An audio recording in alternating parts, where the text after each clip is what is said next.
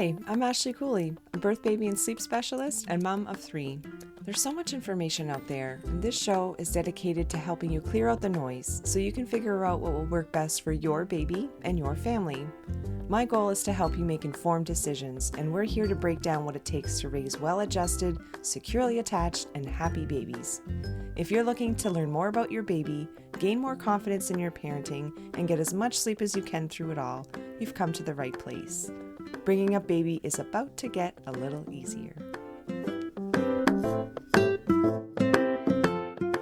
Welcome back, everybody.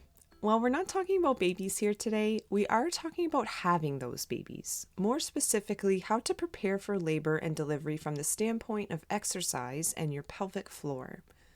Learning about anything having to do with the pelvic floor during pregnancy was just not something that was discussed when I started having babies just over 8 years ago. Actually, the only thing I do remember hearing about is how important it is to do your kegels, but apparently there's way more to it than that. Also, when I started having babies, I was so nervous to exercise. I was fairly active pre-kids, and I did try to keep up during my pregnancies, but after having struggled a bit to get pregnant, I was just way too worried because I didn't have enough good information. Well, lucky for you, that's why we're here today and why this podcast is here, to give you all the information I wish I had. Anyway, I've been really looking forward to sharing this conversation I had with the Pelvico team not too long ago with Maria Radulich and Shannon Platt. Maria found her passion for rehabilitation and fitness when she completed her Bachelor of Kinesiology with honors from Acadia University and then went on to complete her Master's in Physiotherapy from Dalhousie University. Maria then went on to specialize in pelvic floor and core dysfunction, which led her to realize that many women and men didn't really understand the core system and how to rehabilitate the core after injury or having a baby.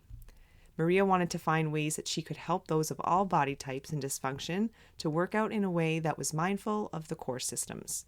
One of her favorite groups to work with are the postpartum moms learning about their bodies again and returning to exercise like running, CrossFit, weightlifting, and sport. Shannon, on the other hand, is a lifelong athlete. She grew up playing basketball, soccer, and rugby, but basketball was her passion as she played at St. FX for 4 years, George Brown in Toronto for a year, and then semi-pro in Toronto for a season.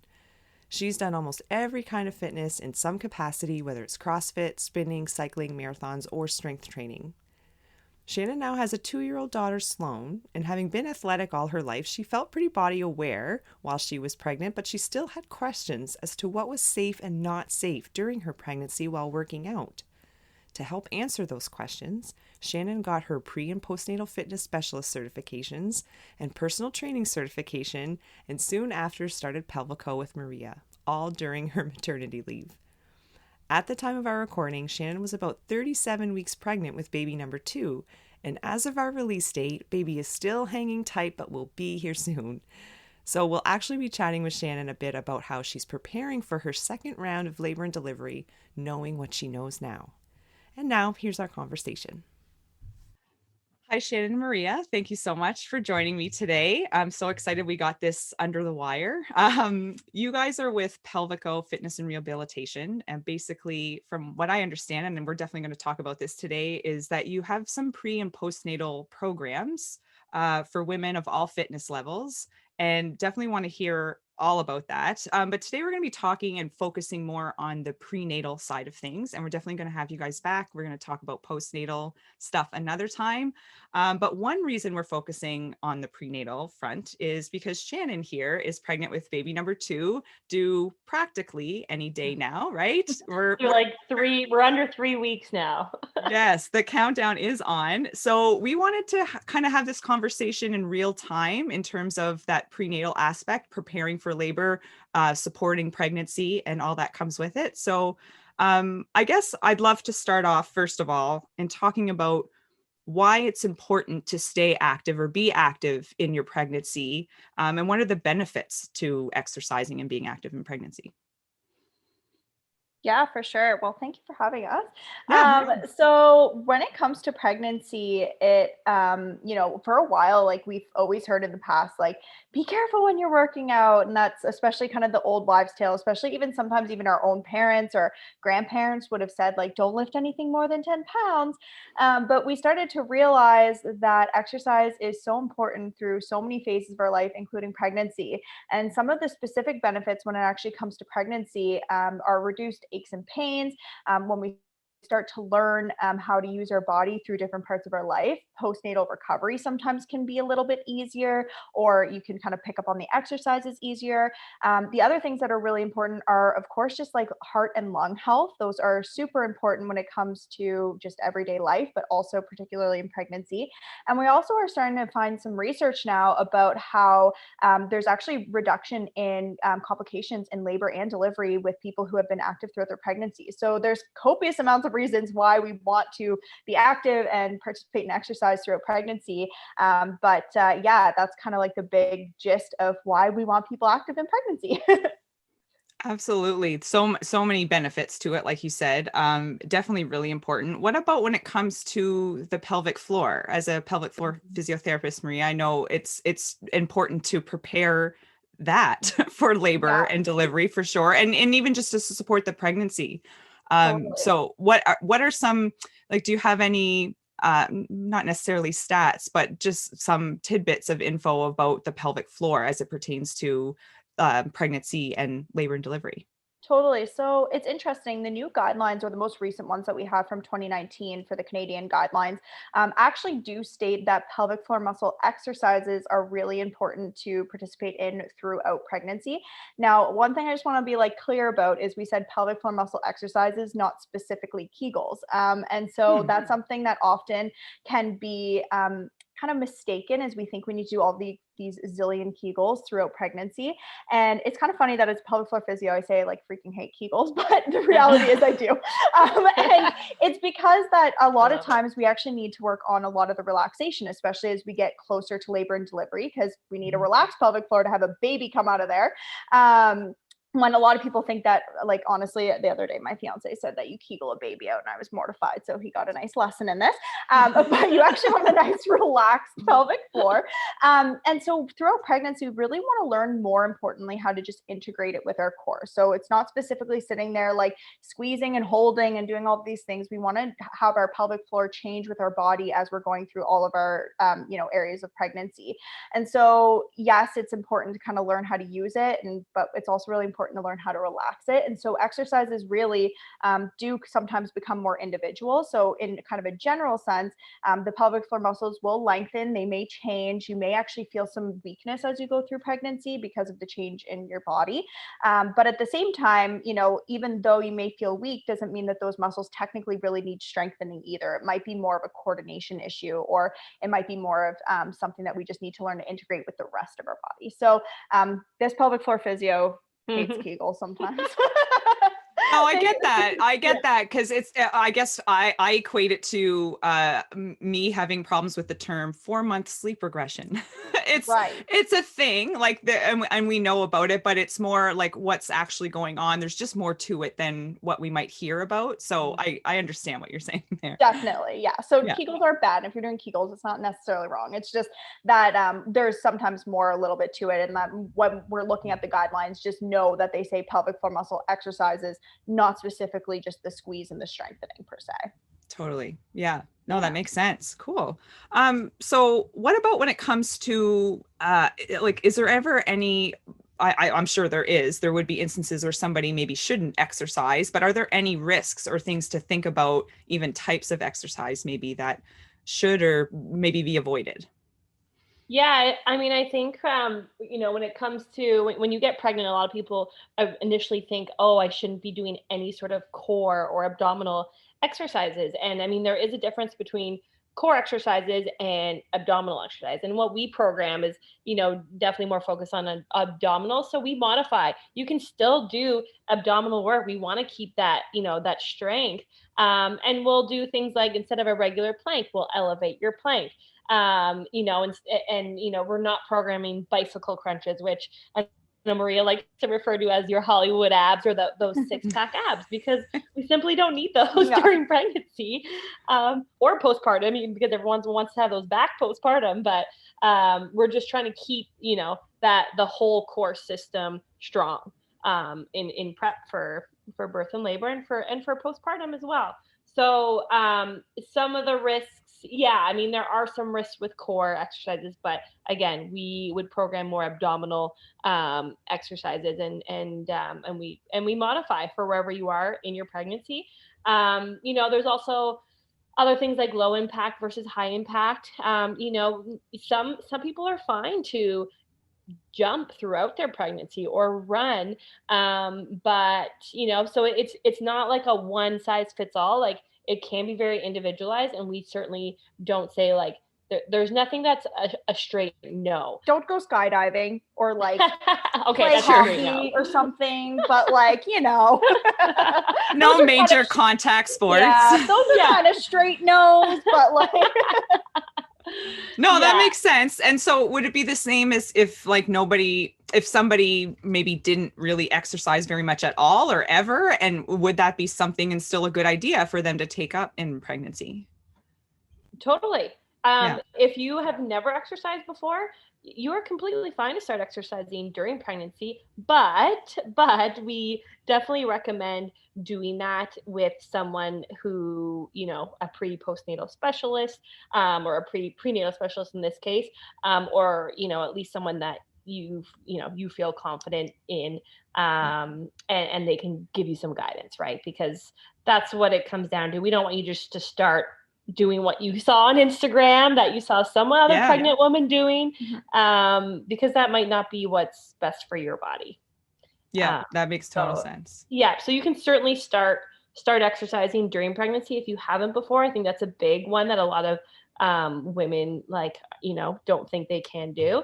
And you could start a new form of exercise too. Maybe you always spinned and you love spinning, but during pregnancy you want to try strength training.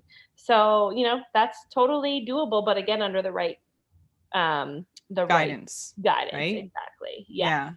I can see how I would have benefit from, I want to talk about this next, is of what you guys offer, what Pelvico offers, because I struggled to have my first child, and it was a couple-year ordeal. And by the time, and I was fairly active. I was a fairly active person. I had, ran a half marathon before. We've all talked about our shared love of sport and doing all of that before. So I was fairly active. It was difficult to get pregnant. And when I finally was pregnant, I knew, and I'm also like a health professional.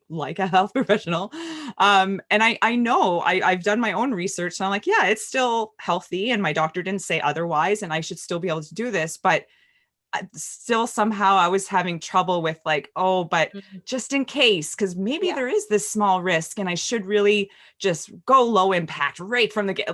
And so it didn't really amount to much, but that's probably not quite the right way to look at it in all cases. You're like a perfect example of so many women, and like particularly even what I see in clinics sometimes is that you just like, some people just don't feel confident in their bodies, and that can be for various reasons. It could be because their mood and hormones are changing, how they feel about themselves, how they feel about how their body, it's physically changing. So your balance might be thrown off, your center of mass actually changes in pregnancy, so that could be a factor. And then of course there's always in the back of the mind, I know like it's awful to talk about, but there is always like, could this cause a miscarriage? And just to be clear, like there's actually no research to suggest that exercise is a cause of miscarriage, especially with no contraindication. So in a healthy normal pregnancy, there's actually nothing to suggest that whatsoever. So most times it's pretty safe. And actually they're even starting now to look at what the contraindications are, and they're also starting to research those even more in depth, because they were made under the assumption that it could be harmful, but we actually don't have proof of some of those things. When you look even further in the research, like they're really even starting to say that maybe with placenta previa you actually could exercise. And I've actually had various people with OBs actually allowing them to still exercise under guidance, and we've actually had a few in our Pelvico program with the same thing. So that the thought on that is changing, and the thought process behind exercise, that the benefits really outweigh a lot of the risks, right? So it's kind of like a normal thing, just like what you're experiencing is what so many people have experienced before. Nice. And but to have the guidance, like you said, to even if you have exercised before, have been active, just to, make those tweaks and tailor it for this new pregnant body that's ever changing. I think that's so important. So let's talk more about Pelvico and what you're doing here. What's this? So, first of all, how did the idea of Pelvico or this business come about? That's a good question. Don't tell the college. Don't tell on me. So basically, for a while, just personally in clinic, I of course saw such a gap because really, like, I would have people come into clinic, they have so many questions, and quite frankly, like, I just don't have time in clinic to sit there and program for every single person because I don't have time, usually dealing with the reason that you've come in the first place. And so we started to realize that there's this huge gap in, exercise. So I'd always kind of planned, what if I like made some programs that I knew I could feel confident in, that I could like help women with? And then my life just like never got around to it. And so in walked Shannon one day to clinic, and Shannon came in with like some concerns. Yeah, like I had a little bit of a prolapse, and I was kind of just what you were talking about, Ashley, like during my pregnancy, having been an athlete all my life and feeling like, and being a fitness instructor, like I thought I was pretty confident in what to do, but when it came to my pregnancy, I still had those questions in the back of my mind saying, is this totally safe? I don't know for sure. So once I was postpartum, it was also in my head, okay, like how, like, if I'm thinking this, then a lot of other women are also probably thinking the same thing. And like, I would love to be able to help support women in this way.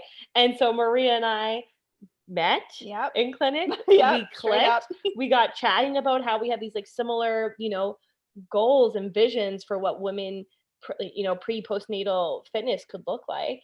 And it kind of like happened from there, we just kind of like figured that like a lot of Shannon's questions were actually really helpful for me because, full disclosure, like I am not a mom, I have not gone through pregnancy, so some of the things that I would think might be like insignificant that I would never like think to talk about, Shannon's like, but what about this, or should we mention this, or Maria, like that's not really something that most people are like that worried about, and I would think it's this big deal to talk about, right? And so it kind of balanced out like the real life perspective with like the crazy science brain who like reads all night and is a psycho on that, so like it kind of balances us out on that front.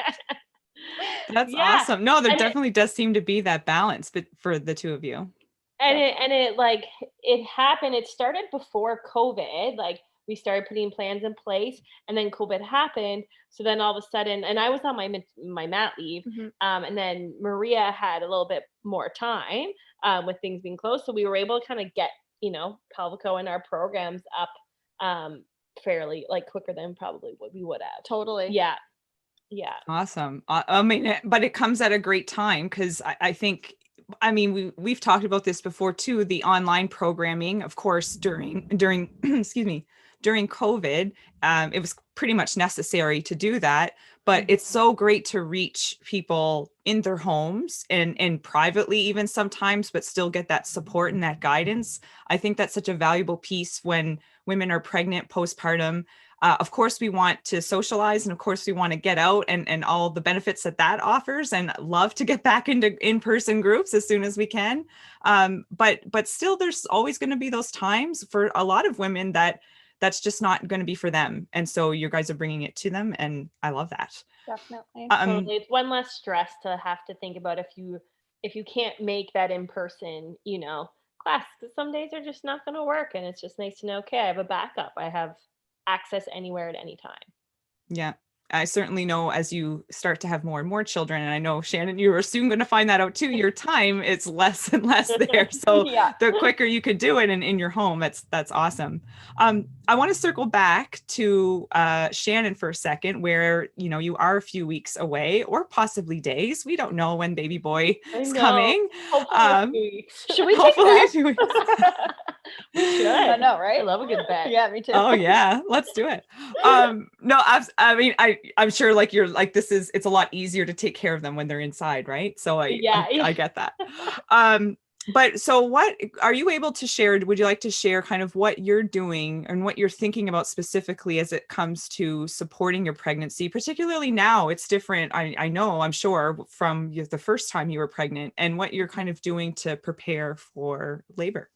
Totally. Well, having Maria in my life has certainly helped second time around, since I didn't have her around the first time. And I just feel like a lot more, to be honest, empowered this time around that I did have a doula on my first one, and I'm not going to for this one simply because I feel, more educated. Tim, my husband, and I actually just had our like webinar, like in-person seminar last night on pain relief measures and things that I'm going to need him to help me with this time around. So I'm trying to really empower him a lot more because he wants to be really involved, and he was involved the last time, but having like the doula there, I think maybe made it seem like he didn't need to be as involved, or it wasn't as much like onus on him. So I'm really excited about that. Like I think like empowering men a little bit in this situation is actually like a really good thing, so that they can feel like less like, like more involved. Oh yeah. So yeah, so that's one thing. And I mean, another thing I've been doing that I didn't do last time is some perennial stretching. Like as I kind of reached that 36-week mark, one thing I learned from Maria is just about doing that perennial stretching in prep for birth and labor can help, reduce some of that tearing potentially. And yeah, it's, and there are some benefits to that. I definitely have, there's certain things that I'm like way more laid back about this time around, and there's other things that I've like I guess it's just experience, right? Once you've gone through one pregnancy, you kind of know what you don't need to waste time on and what you should. So like creating a little postpartum kit to have accessible on the main level, and maybe even one up in my bedroom. I have that pretty much ready with my like hemorrhoid cream because I get the roids, man. I get yes. Always prepared. Always. Oh, they're the worst, but yeah. Having my Restorelax for that first poop, like yes. Yeah, girl. Like nipple creams, just having like a bag with all of that stuff in it. So if I'm like, hey, to my partner, they can easily go grab it than like sending your partner around the house to grab 10 different things. So I would also add snacks to that. Totally. Package. Have to have snacks. Chargers, phone chargers. Yes. Tomorrow I'm actually doing my meal prep.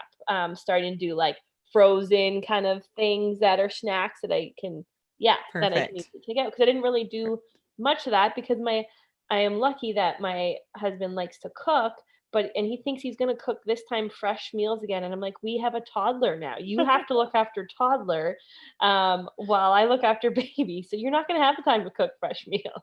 Yeah. So, so those are, some of the things I'm doing. I even like went back to, we've done some what we call Pelvico Uncensored webinars with our community over the last few months. And I went back and reviewed those myself just to make sure I was capturing, like some of these things in prep and breathing, how to breathe properly, practicing a little bit of that breathing, the open glottis breathing that we like to talk about. And making sure that I'm going to protect my pelvic floor in labor. So I mean, that's and the other thing actually I did was I went to see Maria probably about 24 weeks. Yeah, I think it was somewhere I was there. about just to get checked to see the status of my pelvic floor. I didn't do that last time, and so that I have something to relate to, or so when I go back in to see her postpartum, like a baseline to okay, exactly. Yeah. And 24 weeks is a really good time, or like even 20, 21 weeks, like is a really great time too, just because it gives us, if you need to strengthen, we have tons of time to strengthen.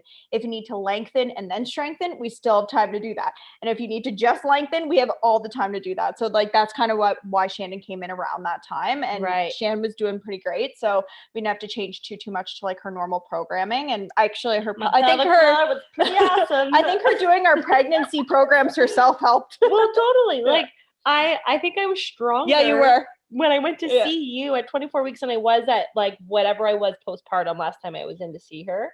So it just, so it either gives you like some confidence to say, okay, what you're doing is good, or it gives you that time to work on it before it bursts. So yeah, I definitely attribute that to our programs. Like honestly, it was cool seeing you go through it. Yeah.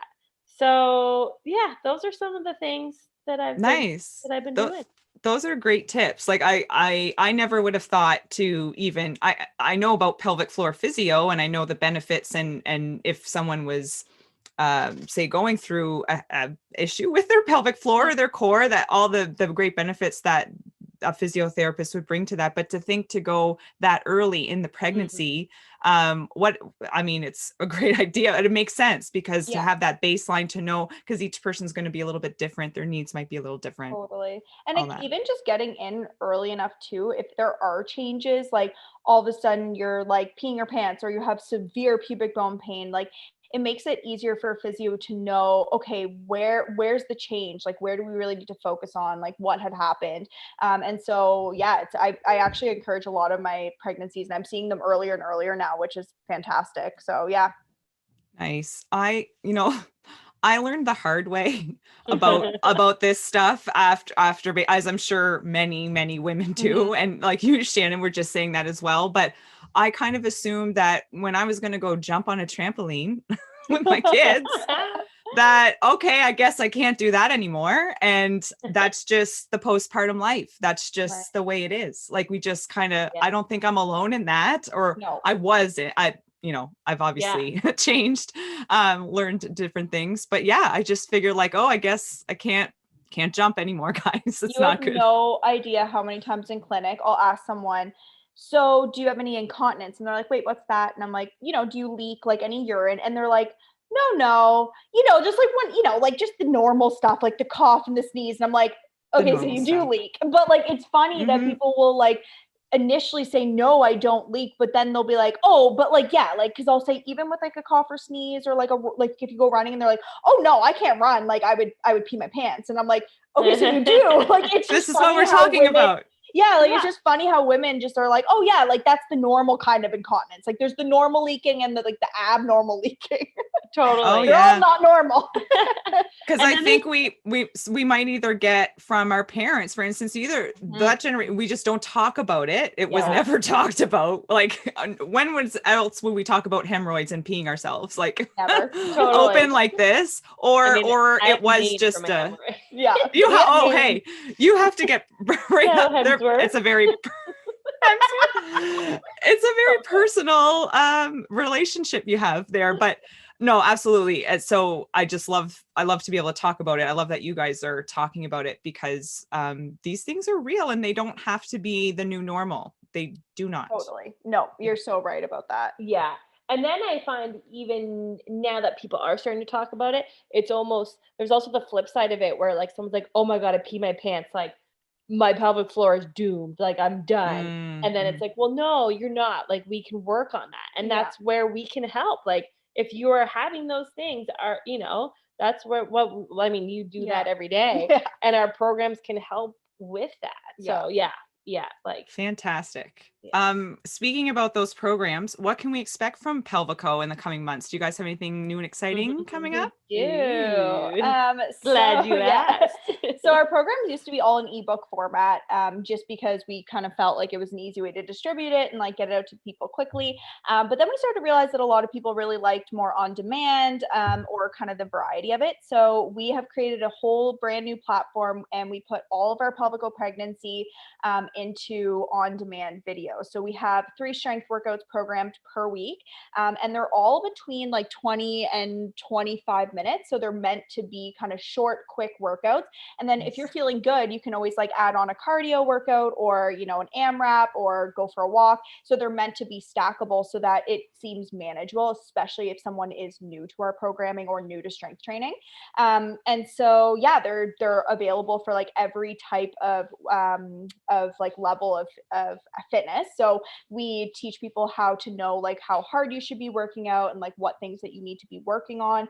And so that's kind of like something that we've really worked hard on over the last 6 months, and we're going to launch like pretty soon. Yeah. And on top of that, we also have an academy, our Pelvico Academy, that'll be part of that. So that's the education side of things, where I talk about pooping and peeing and tearing and all the stuff you want to know things. about and that no one talks about. Exactly. The things we need to talk about. Absolutely. Yeah. And then you're not Googling late at night trying to figure out like what things are right, what blog posts are real, you know, who you should be following. It's just straight up most of the stuff they talk about in clinic all the time. Totally. And all we're even featuring other health professionals too. So like we had a pre and postnatal dietitian recorded the other night that we just uploaded to the platform. So we'll be doing more of that too. Yep. And all of our ebooks are still available through the whole thing. And we're currently also just like planning for our postpartum stuff. So it's just kind of a subscription that you can do start to finish. When you feel ready to kind of move on because you've done all of our programming, then off you go back to the exercises that you love doing. Mm-hmm. Wow, that's awesome. I love the kind of holistic aspect that you guys are bringing to it as well, because some of those things do tie in really well. And why not give out more info if you can, right? Yeah, exactly. Get it all out there. Ashley on there at some point too, under our academy for sure. Yeah. Oh yes, absolutely. So listen, this has been awesome. Before we part, do you guys have any kind of last ideas, tips, summaries? Like what are the things that women should be thinking about prenatally? Certainly some of the women that are listening could be pregnant for their first right now. They could be pregnant with their second, third, fourth. What would be those kind of last minute tips that you might say to them as they near the end of their pregnancy and kind of prepare for labor and delivery? I would say, like if you are just starting out in your pregnancy, to continue, don't be afraid to do the things and the types of workouts and exercise you love doing. Whether that's strength training or whether that's yoga or whatever that is, you know, don't be afraid to keep doing it. And if you do have questions, seek out the research, you know, find the right people who can help give you some guidance. Totally. And I would say like from my perspective, just, and this is coming from like the physio brain, is, you know, a lot of times we'll see people working with personal trainers or coaches and things like that, and really to seek out like what the qualifications of that person is. So if you're going to continue seeing them, making sure that they are making connections with a pre and postnatal specialist, because it's not just like a weekend course qualifies you to like all of a sudden start training someone in pregnancy. And so while we want you to stay with your trainers and we're like totally down for that, have them consult with someone who can help them program or change things up, or have someone that they can ask questions to when is this normal, or what kind of things do I need to change in the programming. And so I think that's really important, that like in the fitness industry, we could be working a lot better together, I think. And, you know, working with the pelvic floor physio, the trainers and the pre and postnatal specialists, and just finding ways to kind of integrate that a little bit better. So, you know, don't be scared to ask, you know, your professional to step out and ask another person. Like I need help sometimes too, and I have to ask questions to my colleagues or to Shannon and things like that as well. So it's like a normal part of our industry, and no one can know it all. And I think it's really important just to like, you know, recognize that as a professional, but also, you know, as you ask those questions to that professional as well. Like, do you feel confident in training me during my pregnancy? Mm-hmm. And if you don't, like, do you have someone you can ask to help you? And I guess just lastly too is don't be afraid to start something new as well. You know, we spoke about like keeping up with your regular exercise. Don't be afraid to do that, but certainly like don't be afraid to try something new too. Yep. Yeah. I mean that's always fun. Yep. Great advice. Great advice. I love this. Thank you so much. I can't wait to chat again and talk about more of that postpartum period and what that can all mean, and recovering from labor and delivery. And Shannon, I always wonder what to say here, because you're like, should you say good luck? Like you don't need luck, just enjoy, or just like, you know, good birthing vibes. Break a leg. I mean, like, I don't know. Don't break your vagina. Don't have a grade 5 or 4 chair. Oh yeah. Just take care of that pelvic floor and that baby. Yeah. I don't know. Anyway, yeah, no, that was great, guys. Thanks so much. And we're going to talk again soon and talk about that. Thanks for having us. For sure. No, I'm excited to talk with you guys soon and let you know how it all went. And we'll see. Wish me luck. Yay. All right. Thanks, guys. Thank you. Bye. Bye. See ya. Looking for more? Check out birthbabysleep.ca where you'll find new baby resources, prenatal classes, and sleep support during the childhood years. You'll also find me on Facebook and Instagram at birthbabysleep. Don't forget to give us a follow, and remember to leave a review or a rating so that others can find us. I'm Ashley Cooley, and we'll see you back here next time.